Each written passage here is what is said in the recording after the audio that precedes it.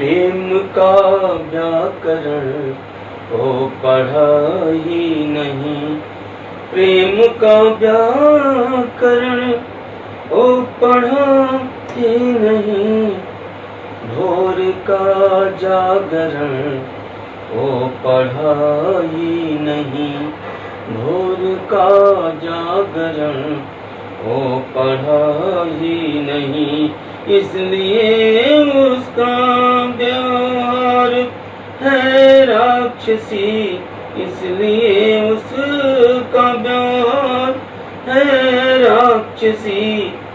मानवीय आचरण वो पढ़ा ही नहीं। मानवीय आचरण वह पढ़ा ही नहीं। प्रेम का व्याकरण वो पढ़ा ही नहीं।